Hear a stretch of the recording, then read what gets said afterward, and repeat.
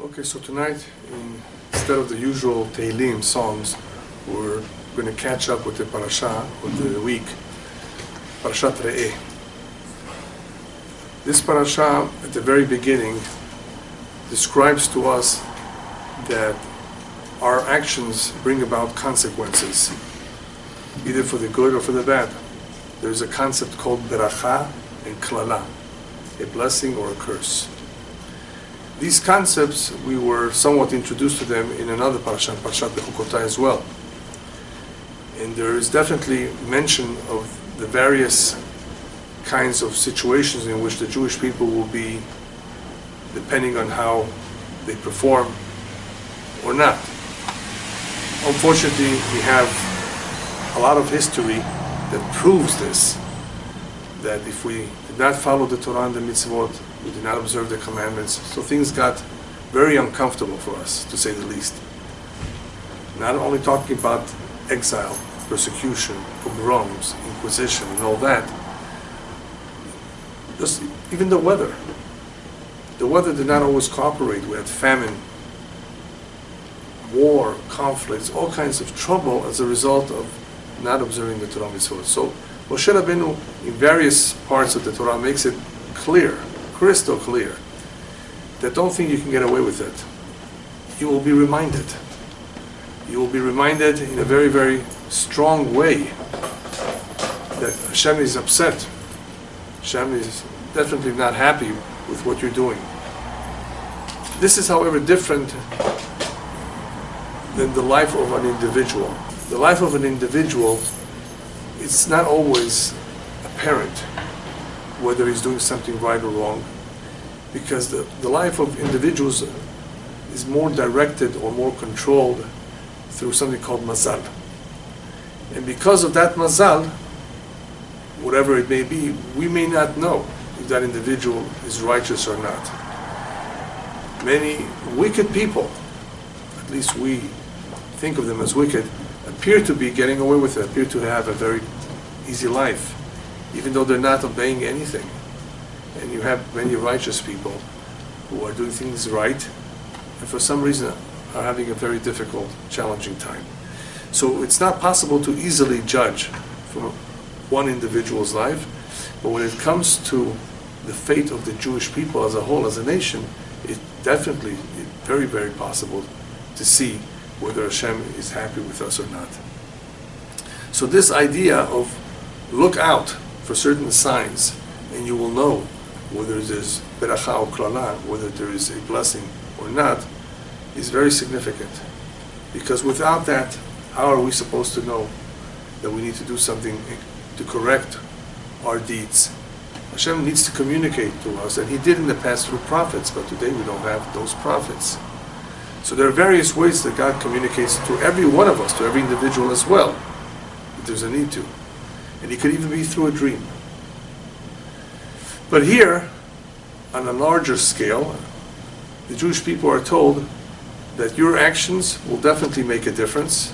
Don't think that this is just about reward in the afterlife or not being rewarded.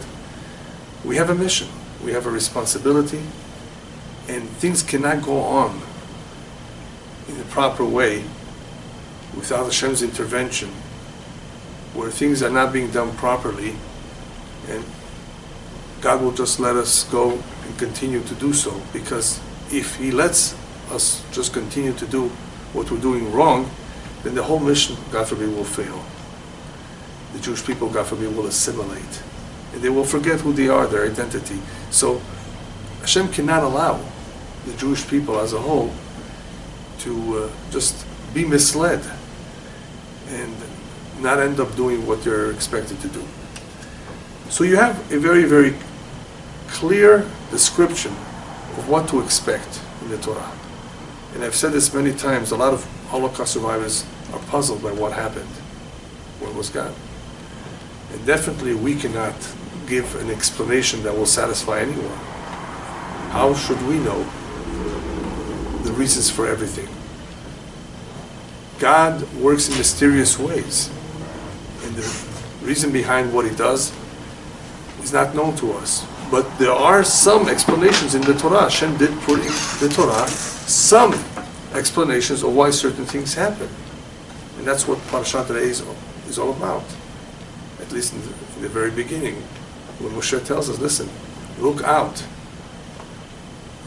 and see whether there's beracha or kilava, and you will know on your own, without the need of a prophet, if things are right or not. But what's interesting about the first word in the parasha is that Moshe chose to use the word re'eh. Re'eh means to see.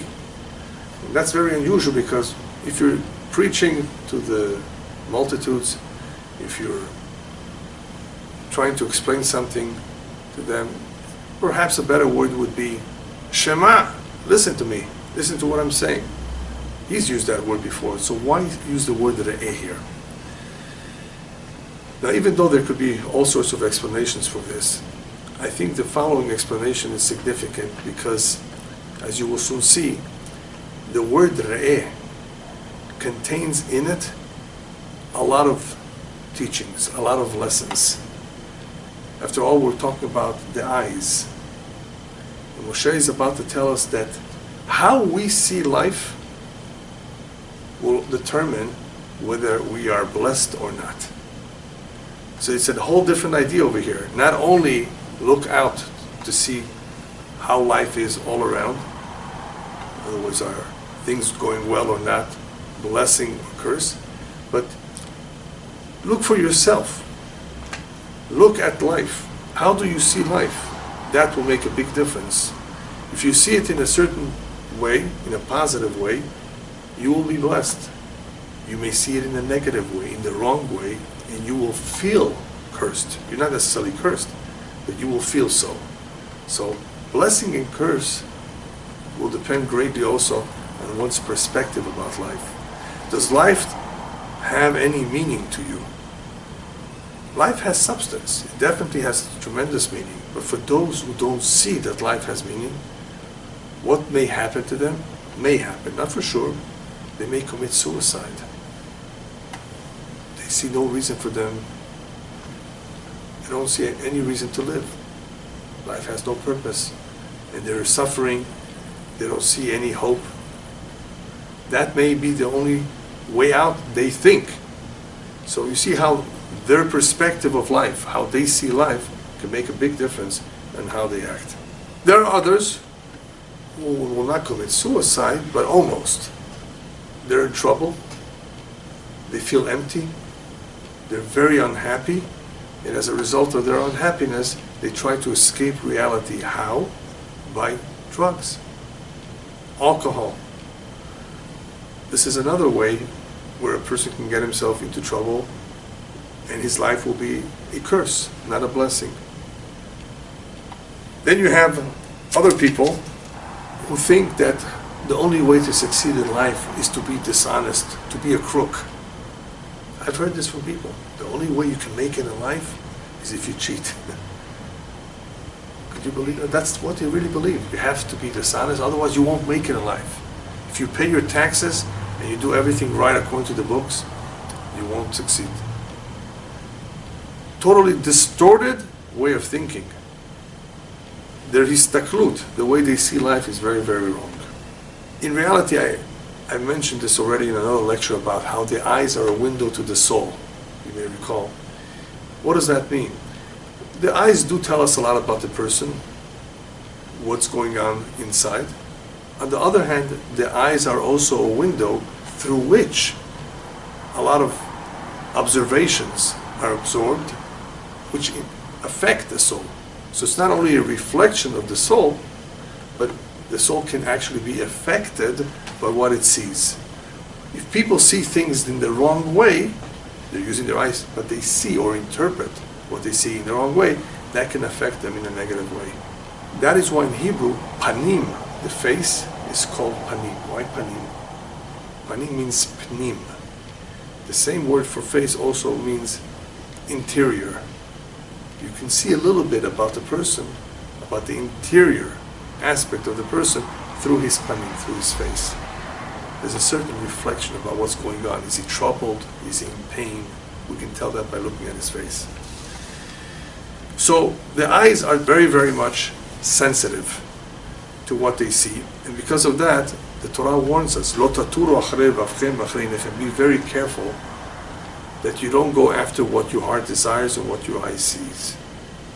Why should I worry about what the eye sees? Don't I have self-control? No. The eyes will see certain things and be influenced by what they see. They're very sensitive. So the Torah has to remind us, be careful what you see. If you're going to see a lot of television, a lot of scenes of crime, a lot of things that are no good for that soul, then the mind, the soul, will be contaminated. Very simple. Over time, that's what happens, and we can see this. A lot of kids today in school don't do well, not only because of the amount of time they spend in watching all this garbage, but this is what happens to them. They're being educated, real education, through the TV and the internet. With what kind of teachings? Not very healthy teachings. So because of that, the Torah has to warn us, be careful what you see. The eyes, on the other hand, also have great power. For the Jew especially, he's reminded in various verses, various pesukim, use your eyes to ponder the creation. Every so often, analyze the beauty in creation, because this will help in strengthening your emunah. You want to find a tool that will help strengthen your faith? Look at creation, analyze it. And hopefully you will realize how beautiful it is, how much wisdom there is in the creation, the harmony. There's so much to see. But the Chassidut adds one more detail. Why were we created with two eyes? With one eye we can see the creation. Yeah, but what you want to see is as follows. With one eye, you want to see the greatness of God. And with the other eye, you want to see how small you are. How humble the human being should be as a result of seeing the greatness of God and how small he is in comparison. So you need one eye to see the greatness of God and one eye to see how small we are. All of this, of course, with the goal of realizing that we are dependent on Hashem. We need Him. So, in the end, the proper observation, the proper outlook of life will actually determine whether we're happy or not. Happiness is not as a result of one having lots of money. A lot of people have tons of money, they're very, very unhappy. Some people don't have that much money, and they're very happy. What did the rabbis tell us? Eizu ashir hasamech chilko. Who is the wealthy man? Who's considered wealthy? The one who's content with his lot, with what he has. But in order to be so, you're not born like that necessarily. I mean, you have to develop it, that attitude, that way of thinking. How does it come about that people have the right attitude, the right outlook? Through da'at, knowledge, when they learn. They learn about Hashem's ways as much as we can learn. And the rabbis tell us that there's a verse, Kol yemei ani ra'im. All the days of the poor man are wretched, bad. So the rabbis tell us, it does not necessarily mean a regular poor man meaning that he has no money. Here we're talking about ani beda'at. Whose days are wretched, whose days are bad? One who does not have da'at, one who does not have knowledge. If one is an ignoramus, then he will suffer more, because he will definitely have no clue what's going on. So all his days are wretched, all his days are bad, because he has no da'at. Without having some da'at, we will not be able to distinguish between beracha and klala, between a blessing and a curse. There is a very, very cute story with Eliyahu Navi, Eliyahu the prophet.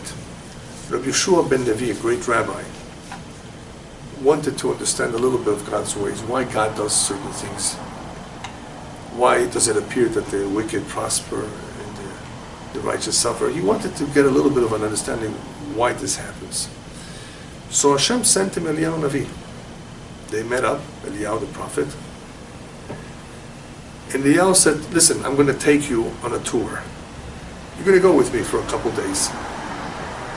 And I'm going to show you certain things. But I'm only going to take you on one condition. You don't ask me why. You're going to see all kinds of things, strange things, but don't ask me why, because the moment you ask me why is it so, our tour together is finished. Rabbi Shua ben Levi says, okay, I agree. I will go along with your condition. So there were various incidents that occurred. I'm only going to share two. The first incident was that they both arrived at the house of a poor couple, an elderly couple. This elderly couple were very, very poor, but they were very welcoming. Please stay at our home. We don't have that much to serve you, but be our guests. Please stay here. Give us that honor. They treated them very well. They did not know who they are. Eliyahu, this rabbi. The following day, as they're about to leave, Eliyahu the prophet says a prayer. What's the prayer? Let the only cow of this couple die. That was their only source of livelihood. They had their milk, the butter, and everything from this cow. So let that cow die. And the cow died. And Rabbi Shua ben Levi was so uptight, but he had to keep his word, his promise, that he wasn't going to ask or complain. But he couldn't understand. Be thankful, give him a blessing. It appears that this was a curse. It appears. Right? All right. They went on, and another incident occurred. They arrived at a synagogue. This synagogue was full of wealthy individuals, successful businessmen, and these businessmen did not treat them very well. What are you guys begging for food? Here, we'll give you some money. They did not show any respect. On the contrary, they were very aloof and distant and ignored them and not pay attention to their needs. They needed a place to sleep, a place to stay. And they didn't help them in any way, except for the little bit of charity that begrudgingly they gave. Here's a little bit of money, go buy yourself some food. They mistreated them. So Eliyahu Navi steps out and gives them a blessing. A blessing. May you have many, many heads. May each one of you be a head. Wow, it's a blessing that each one of them should be a head, that they should have many heads. After a little while, when Rabbi Shua ben Levi saw what was going on, and he couldn't understand, he couldn't take it anymore. He says, you know what? I'm sorry, but I have to ask you, I just can't take it anymore. I don't understand what you did with that poor couple, what you're doing here. It should have been the other way around. You should have blessed them and cursed them. So Eliyahu Navi says, okay, you're not going to go on with me, but I'm going to explain to you. You see that elderly couple. That elderly couple were very, very, very righteous people indeed.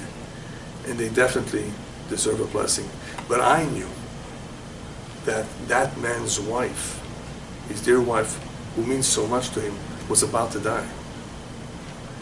And what I did was I gave him really a blessing, that instead of her dying, the cow should die. So the death of that cow was a kapara, was an atonement. Let the cow go instead of the wife, because his wife meant more to him than anything else. Eventually that wife will bring him blessing. Eventually they'll be okay, they'll survive. So I actually blessed them. Now let's turn to the synagogue of arrogant, wealthy individuals. You think I blessed them? I actually cursed them. I said that each one should be a head. Each one will want to be the boss. Each one will want to be the leader. And you know what happens when each one wants to be the leader? They get into tremendous fights. They never get along. There's no unity. So, in reality, what you thought was a blessing was a curse. What you thought was a curse was a blessing. What is needed is that knowledge. Knowledge can help a lot. When there's no knowledge whatsoever, people begin to complain. Why is this? Why is that? What's going on? They don't know. Complaints. And that is why there's a saying in various languages, train yourself to see chatzi kosa meleah, how the cup is half full, not half empty. Train yourself to think positively. because the way we see things that we just said will determine whether we're happy or not. So train yourself to see that what you have is a half a cup that is full instead of, oh, it's half empty. It makes a big difference. I tell some people, go to a hospital. If you have complaints, you want to see people who are worse off than you. It's a very, very powerful lesson when a person goes to a hospital and sees what's going on there. Things could be a lot worse. So be thankful for what you have. There was once a rabbi who met up with a student of his, who he hasn't seen for a while, and he asks him, how's it going? He says, Rabbi, believe me, it could be better. Whoever told you that, the rabbi said. Better? The way it is right now, that's the way Hashem wants it to be for you. It can't be any better. This is the way it needs to be. Who are we to determine it could be better? This is the way it needs to be. This is the way Hashem wants it to be. It's all directed from above. Don't ever say it could be better. We don't know what's better. Not everybody could learn. Even though learning is important, and the more we learn, the more we know, that knowledge can definitely be very helpful in life. There's no doubt about it. Those that learn Torah, Kabbalah, Musar, have a great advantage. But not everybody could learn all that. So is there anything else that can be done to help us have the right perspective in life, to see things positively? There is a key. There's a key that can actually open up many, many doors for us. When I say open up doors, I mean things that will enable us to see life in a more positive way, and which will enable us to be happier. There are many, many doors. There is the door of livelihood, there's the door of health, there's the door of relationships. I call these doors or gates. So there is a key that can help us open up these doors so that whatever we have, we can see the positive in it and not the negative. That key is called Tov Ayin. Tov Ayin means a good eye. The pasuk says, Tov Ayin hu yevorach. A good eye, a generous eye, he will be blessed. Why is it called a Tov Ayin? You could just say a generous person. Because a person that has a good eye is usually not jealous. A good eye means that he's happy for others. It's a beautiful midah. Some people are not happy for others. They're jealous. They don't like the fact that somebody else succeeds in life. There's all kinds of people. So a good eye enjoys the fact that other people are doing well. A positive eye. This positive eyes are obviously generous too. And with this generosity, it will help him with the mitzvah of giving. Charity, being kind, being compassionate, anything that has to do with the act of giving to someone else. The fact that he has a good eye makes it easier for him to observe these mitzvot, to be kind to others, to be giving to others. But that's not the big advantage here necessarily. A lot of people can train themselves to be charitable to others. You know what the big advantage of Tov Ayin is? That he doesn't expect from others. One who's in the mode, let's use the word mode, of giving, of caring, of doing for others, is not going to be a demanding person and expect things from others. And that is very, very important, because a lot of life's disappointments and ill feelings that we have because of what people did to us is because we expect certain things. And sometimes we even demand it. And if we don't get it, we're disappointed and we feel bitter about it. A person who has developed a good eye, a positive eye, does not feel like that. He doesn't have a need for those things. He therefore does not demand or expect things from anyone. That is very, very special. Very, very important. Therefore, such an individual will definitely be happier than someone who is expecting people to do him a favor because he did them a favor, for example. Do people a favor if you can, but don't expect from them. Don't expect that they should reciprocate. If you don't, you'll be happier. Another advantage of a Tov Ayin, a very important quality, that is that someone who has a positive eye is thankful, is grateful, and feels that he somehow has to repay the favor that was done to him. Where do we see this? David HaMelech in Psalms. Ma ashir Hashem kol tagmuloi alai. Remember that verse? Kos yeshuot esav v'shem Hashem echa. How can I repay you, Hashem, for all the favors that you've done for me? That's what David HaMelech says. David HaMelech, you've suffered so much pain and suffering in your life, and now you're talking about how can you repay Hashem for his favors? What favors? Obviously, David HaMelech put aside the pain and suffering. He realized that it was all for the good. And he focused in that chapter on how can I repay Hashem for the favors he's done for me. And he says, Kos Yeshua T'Shai, I will raise a cup of salvation, meaning that I will praise God in public. I will remind people about how Hashem provides for everyone, takes care of everyone, protects everyone. I will bring out this point that people should not think that God has abandoned them. I will instill hope in them. So Hashem, I promise to you, this is how I will hopefully repay you. Otherwise, how could I repay you? How do we repay Hashem? By teaching others, by reminding others to have the quality of thankfulness, of gratefulness to Hashem for all that He has done for us. Because even though you may have gone through hard times, look closely at your life and you will notice all the good that He has done for you.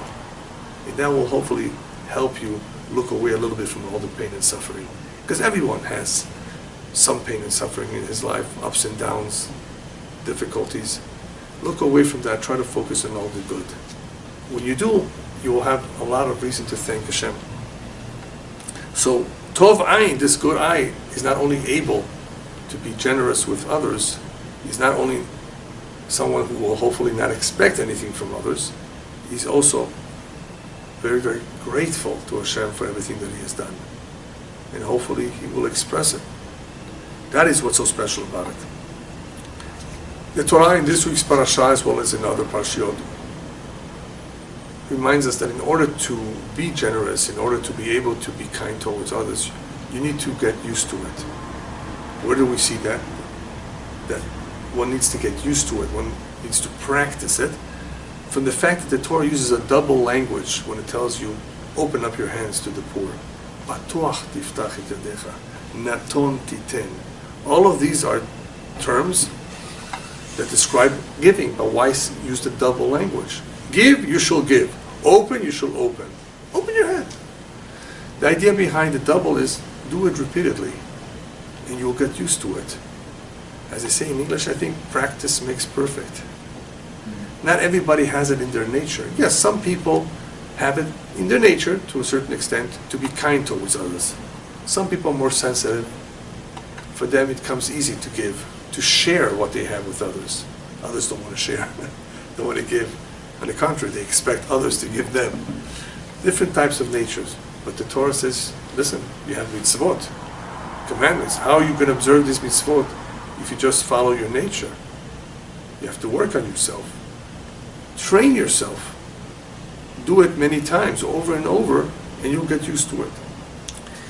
There's a mitzvah, for example, of Aliyah L'Regel, going up to see the Bet HaMikdash 3 times a year. Remember? People who live far away, who don't live in Jerusalem, are told, go to Jerusalem 3 times of the year, during the holidays. Bring a sacrifice. Why 3, not once? Isn't once enough? Just be there once a year. Obviously, the importance of 3 times is because you're going to be exposed.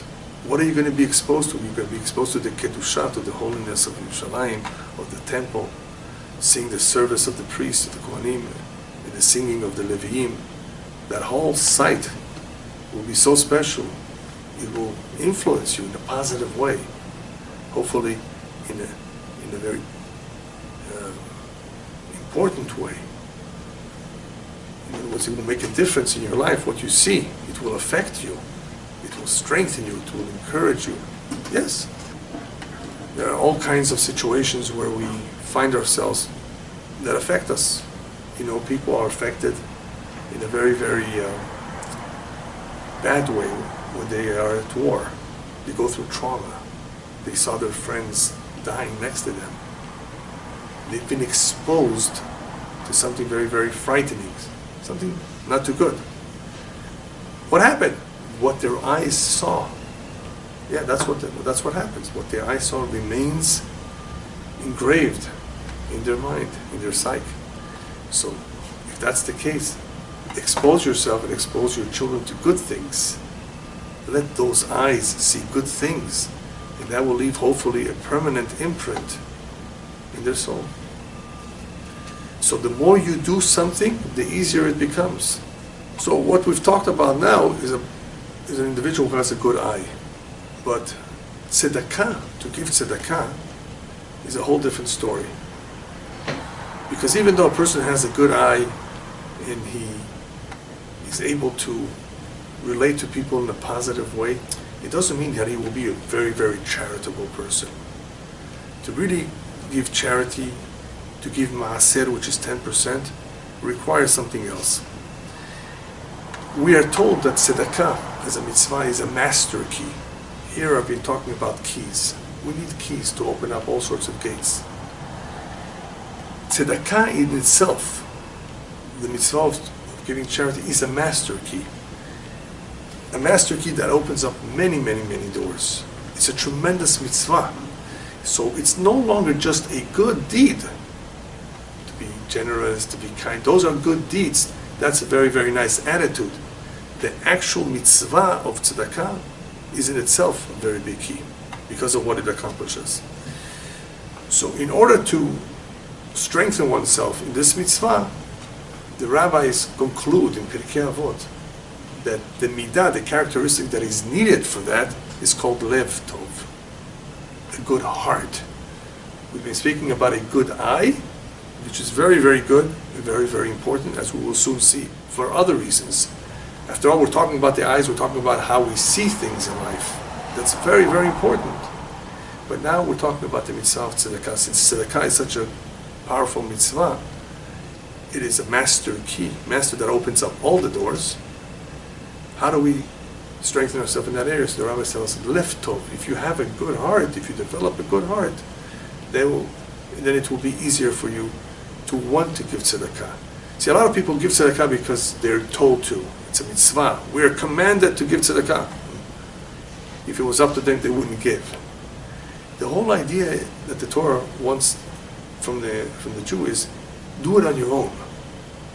Train yourself that at some point in your life you're doing this because you want to do it, not because you're being commanded to do it.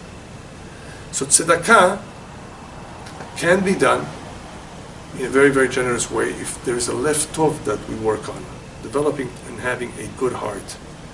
A good heart that is sensitive to others, that is not selfish. When we're talking about a good heart, we're talking about somebody who's unselfish.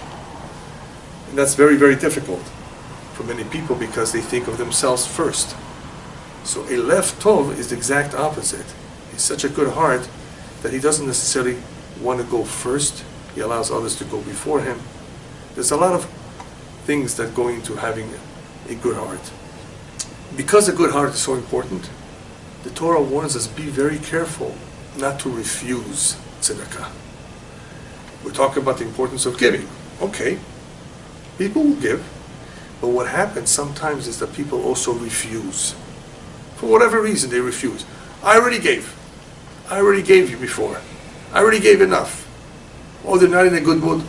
Come back another time. Be very careful not to refuse, because the more one refuses, even though they may be justifiable reasons. It's late at night, it's going to bed. Be careful. The more one refuses, the harder his heart becomes.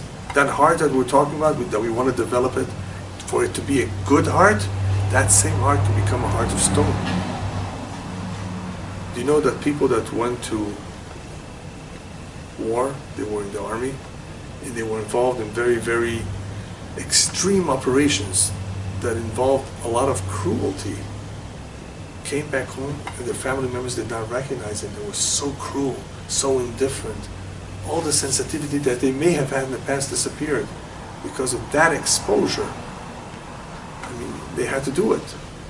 The Torah says that if we do go to war, God will eventually bless us. and restore that sensitivity so that we should have the character of being compassionate and wanting to help others. Because otherwise, imagine, if we were to go to war, what will happen to all those mitzvot, to all the compassion that we need to have? So we are going to receive a blessing from Hashem. He's going to restore. He's not going to let that battle or those battles affect us in the long term. So therefore, if one refuses too often, that's what happens to that heart. A heart that should be a good heart becomes hardened. In this week's Parasha, Parashat Re'eh, we find several individuals that ruin people's lives. These individuals, I'm not going to talk about them so much, but I'm going to borrow, I guess we can say borrow their modus operandi. I'm going to borrow the way they act and apply it to our lives.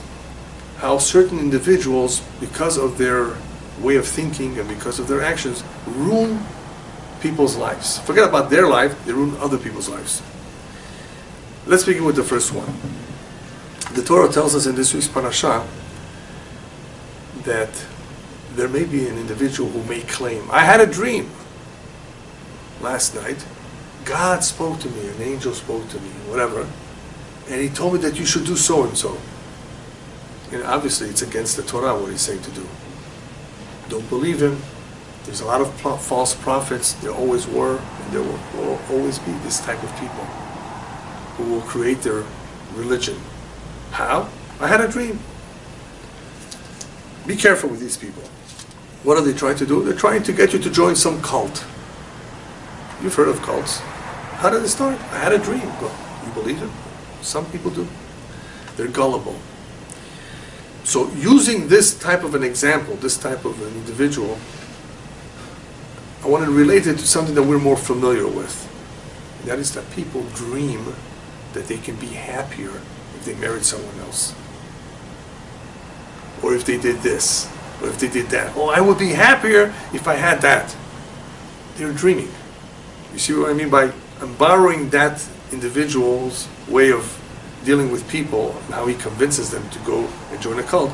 I'm using that to relate it to something that we're more familiar with, and that is people who are dreaming. Oh, if I married him, I would be happier. If I married her, I would be happier. Whoever told you that? Everyone has strengths and weaknesses. No one is perfect. Who told you? How can you be so sure that you would be happier? She may be a better cook, but what about everything else? You have to be very, very careful not to dream like that. To realize that if Hashem put you together with someone, it was meant to happen. And you need to work on it. Things sometimes require work. What can we do? You think only a car requires repairs? Marriage for sure. Because we're dealing with human feelings and emotions. It requires work, repairs. So be careful not to be such a dreamer.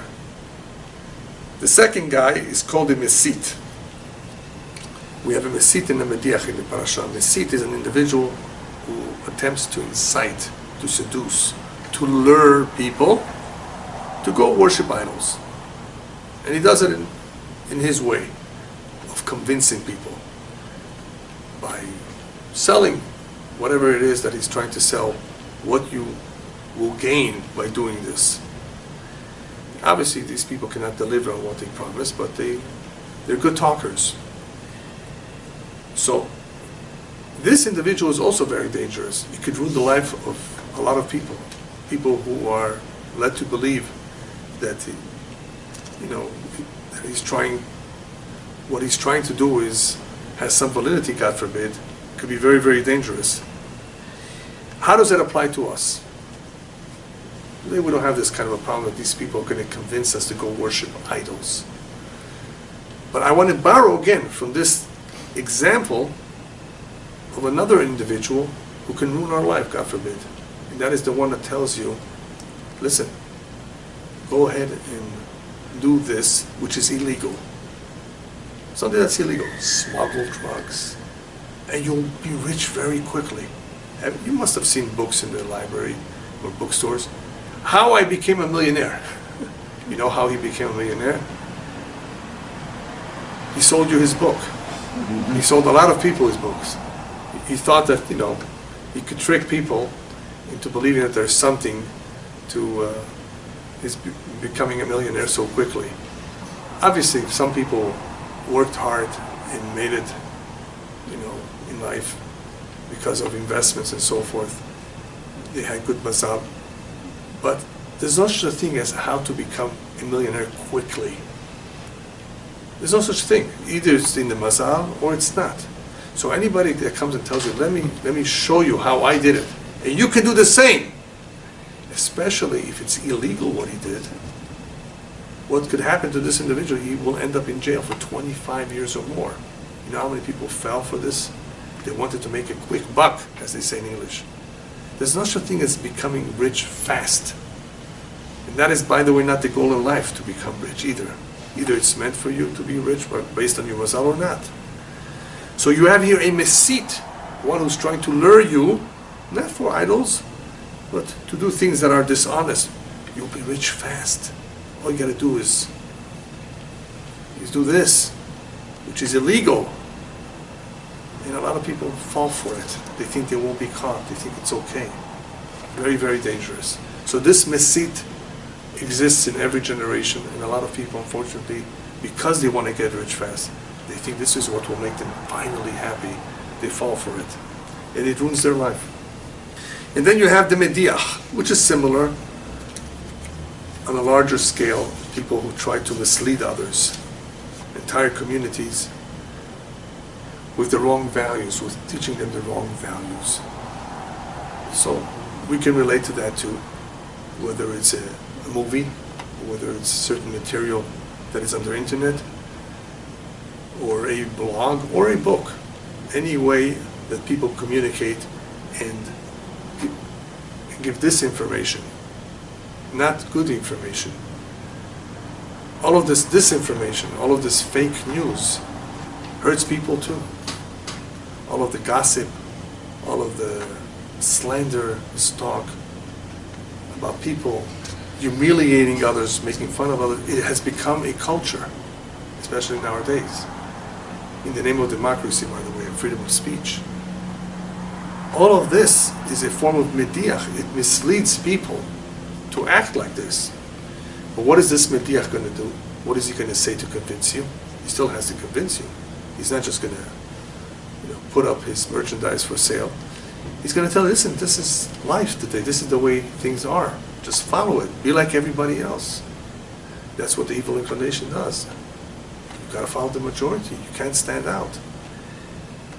Getting back to the beginning of the Parasha, that is why Moshe says, Re'eh. Re'eh, Anochi noten lifnechem. He's talking to lifnechem. He's talking to many people. Why does he choose to begin the Parasha with the singular Re'eh? You see. He's talking to many.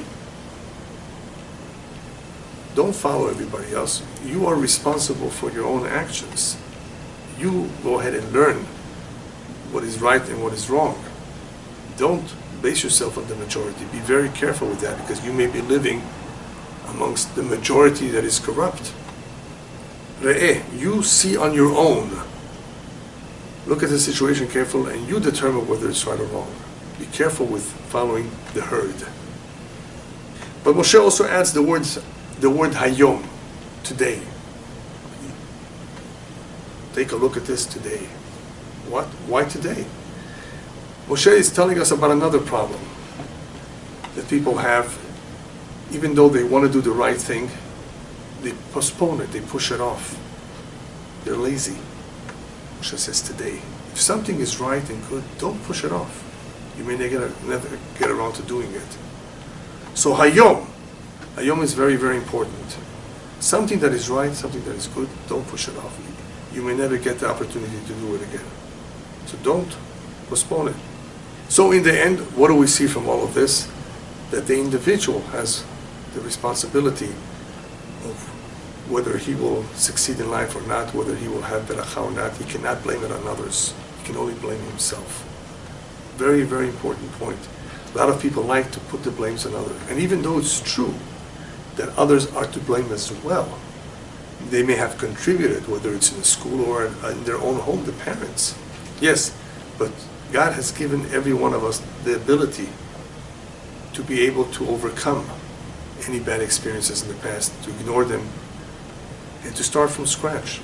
That's what teshuvah is all about. That's what repentance is all about. A person may have lived his whole life in error. And Hashem says, I will embrace you. Just make a U-turn. I'll help you too. Don't be afraid of making changes. So if things have been wrong, don't worry. But if you don't do it, I'm going to blame you. Because I know exactly what your abilities are, what you can do. I'm never going to put you through a situation that you cannot handle. Hashem will never demand of us, never challenge us in a way that we cannot succeed. Then it wouldn't be fair. Hashem therefore does not make demands of us to do the impossible. But therefore, pay close attention. You have the ability. You may need a little bit of help, yes, in direction, for sure. Knowledge, definitely. But I'm going to demand it of you if you didn't do anything about it. You didn't even try. So pay close attention.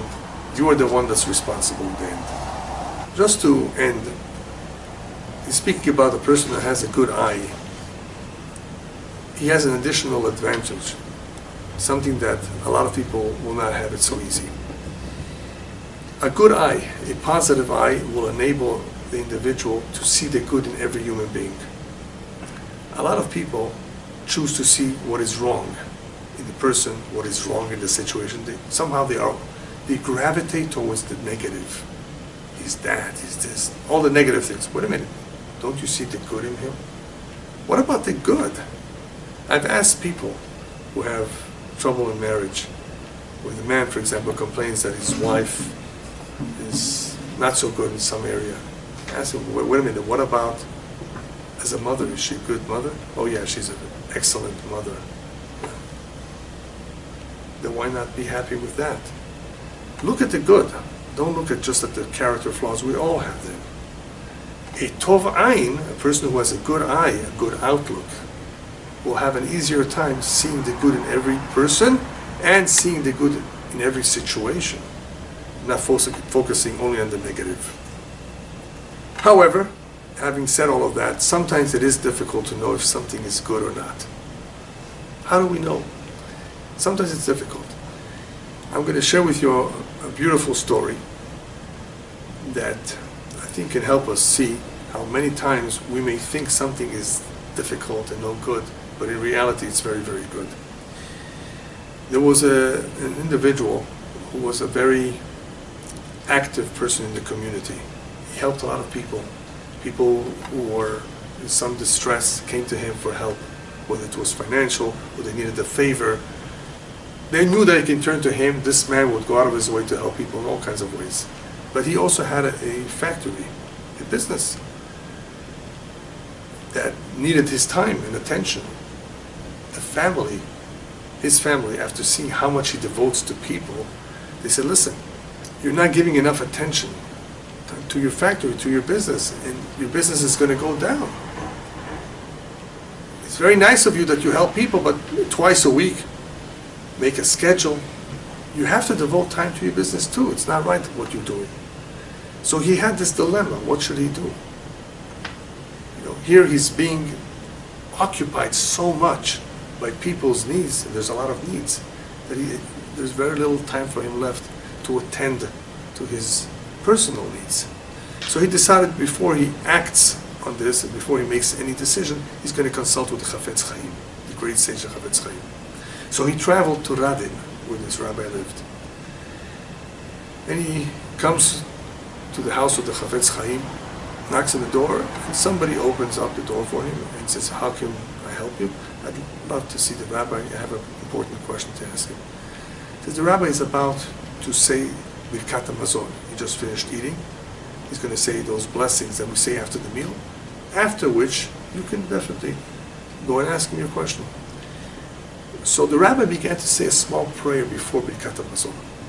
And in that small prayer, there's the verse, Ach tov v'chesed defuni kol yemei chayai. That David HaMelech asks Hashem, may only tov and chesed pursue me. Tov, good, and kindness, may they pursue me. So the Chafetz Chaim stopped his prayer and said, I don't understand why David HaMelech is using the verb pursue or chase in association with good and kindness, that they should chase me, they should pursue me. Let them pursue me? Why? Why use that word?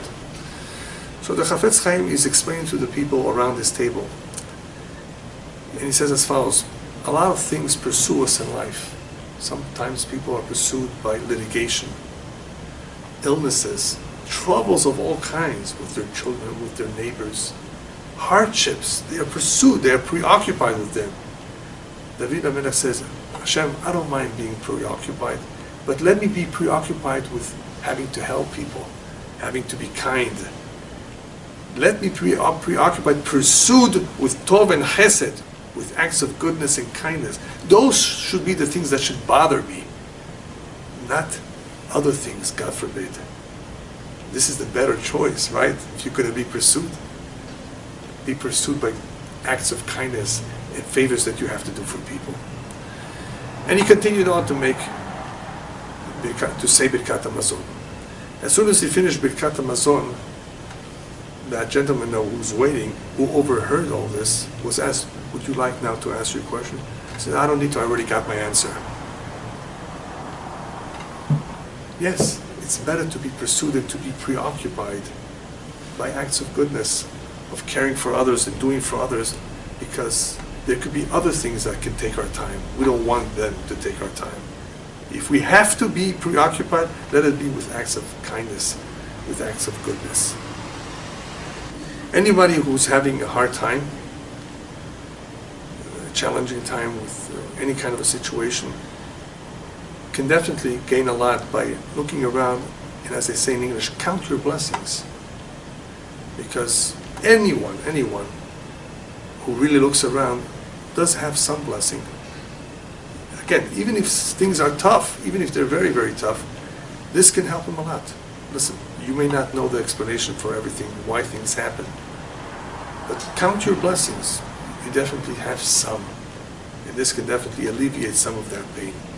One of the most powerful things that can alleviate pain, we have a tradition for this, is to say thank you to Hashem, even for the pain. Always say thank you to Hashem. Hashem, thank you for everything. Yes, thank you for the pain too, because it must be for the good.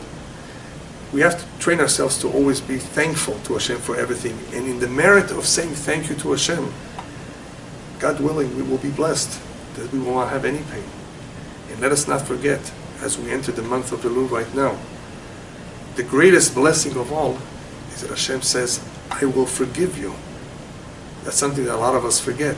Mechila, selicha, kapara. Hashem says, I'm prepared to forgive, I'm prepared to forget, I'm prepared to atone you for your sins. That is the greatest act of chesed, of kindness from Hashem.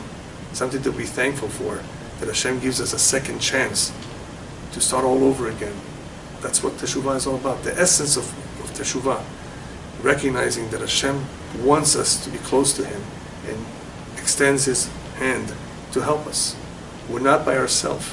And that is something that we all need to remember at all times. No matter how difficult it is, Hashem will always be there for us.